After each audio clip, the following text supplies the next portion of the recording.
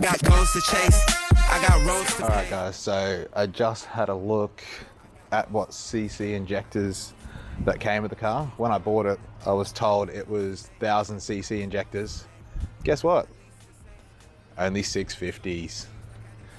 That seems to be the common situation with this whole car. So the guy that I bought it off up in Hervey Bay pretty much lied the whole ad just to sell it. So I pretty much got a piece of shit BA when it was sold to me as a BA with a BF motor. I should have checked that while I was there, but I didn't. But it was also sold with 1000 cc injectors, head studs, valve springs, everything else. The wanker up there ripped me off big time. Just make sure you do your checks on your cars, guys. Like, go in depth, because things like this just suck when you've got to fork out more money, parts you thought you didn't need. So I pretty much had to buy every single part for this car now. When I thought I had a good deal, I bought the car at a good price. I did buy it with a damaged gearbox and driveline. It was not doing the best. I replaced all that thinking, oh, I'm gonna get out of this pretty decent price for what the extras that came on the car, but none of them even came on the car. So I won't name and shame the guy. I've sent him a message asking him just to help me out, like 1800 bucks. I said, if you can give us 1800 bucks, that'd be fantastic, but no reply. It's my fault too. I should have done all the proper checks. I'd driven all the way to Hervey Bay, just taking this guy's word for it.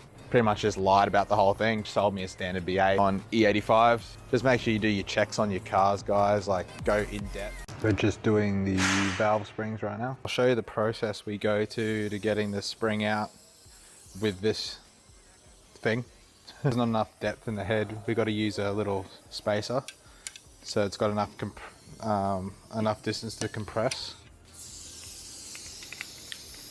Let's wind this down a bit. Chuck it on the spring. Then you wind it up to meet the valve underneath, so when you compress it doesn't shoot out the bottom.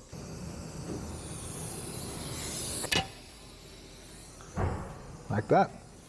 Compresses it, and we grab our magnet,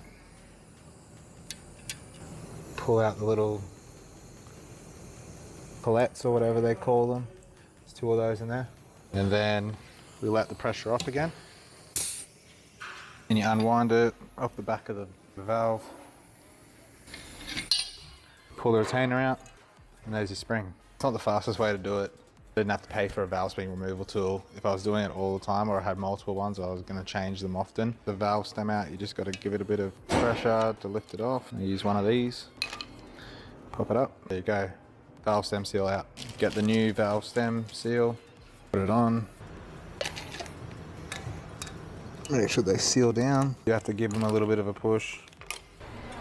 As you can see here, the difference between the springs. Dominator ones, standard ones. I'm just going to reassemble the valve springs.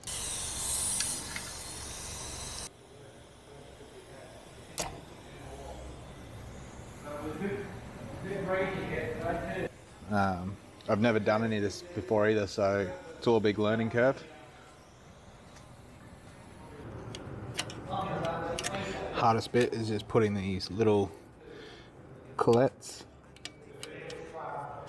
and making sure they're on right, because we don't want a valve coming off.